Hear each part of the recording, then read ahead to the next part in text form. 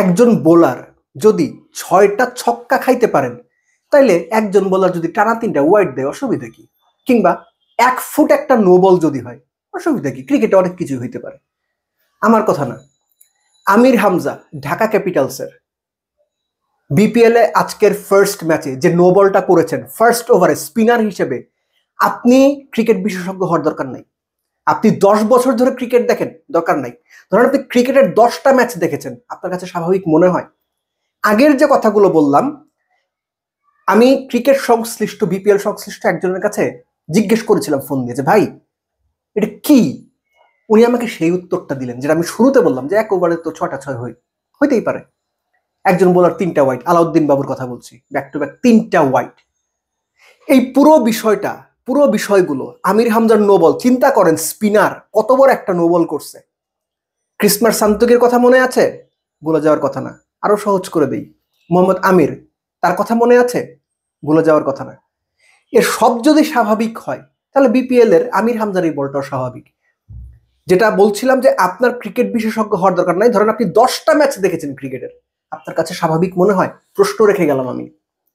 যেহেতু কোনো কিছুর প্রমাণ নাই, যেহেতু কোনো কিছুর এভিডেন্স হাতে নাই, তাই মুখ ফসকে বলার সুযোগ নাই এই হয়েছে ওই হয়েছে। কিন্তু কি হয়েছে এটা আপনারা কি বুঝতে পারছেন? অনুমান করতে পারছেন?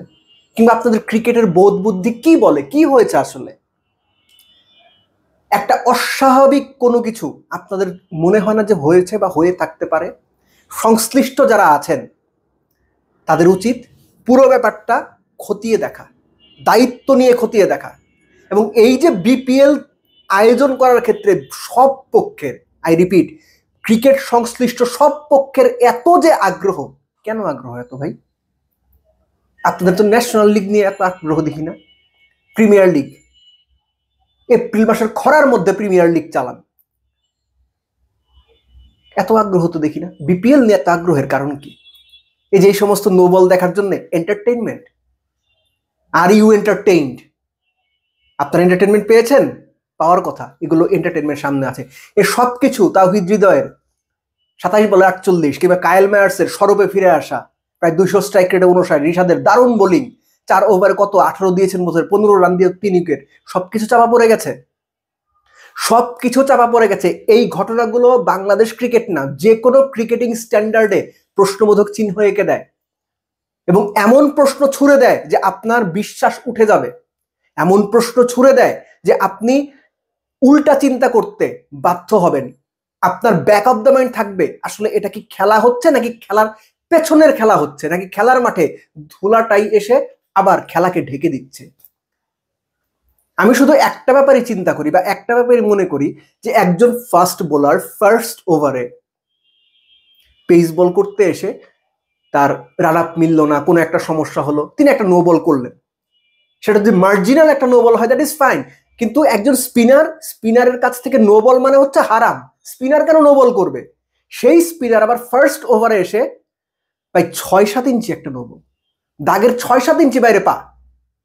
এটা স্বাভাবিক ঘটনা আপনাদের কাছে মনে হয়? যার কাছে মনে হয় তিনি আমাকে ওই যে উত্তরটা দিয়েছেন, ভাই 1 ওভারে তো 6টা ছক্কা হয়, এক বোলার 3টে ওয়াইড দিতে পারে, একটা বড় নো বল হইতেই পারে ভাই। আমরা তো বোকা, আমরা ভাত খাই না, এই কারণে আমরা কোনো কিছু বুঝি না। যারা বোঝেন বিপিএলটা তাদের জন্য, আর যারা বোঝেন না আমাদের মতো আপনাদের মতো বোকা, তাদেরকে এই বোকাটা বানানো হয়। সো আপনারা যারা দর্শক ভক্ত আসছেন একটু চিন্তা করে দেখবেন আসলে ঠিক কি হয় বা কি হচ্ছে। নজর রাখেন, দেখতে থাকেন, প্রচুর এন্টারটেইনমেন্ট পাবেন এরকম। এবং সেই এন্টারটেইনমেন্ট গুলো একটা পর্যায়ে আপনার মধ্যে ক্রিকেট সম্পর্কে, পুরো ক্রিকেট সিস্টেম, শুধু বাংলাদেশ না, এন্টায়ার ওয়ার্ল্ডের ক্রিকেট সম্পর্কে এমন একটা ধারণা দেবে যে একটা পর্যায়ে আপনার মনে হবে যে পুরো সময়টাই আপনি প্রতারিত হয়েছেন।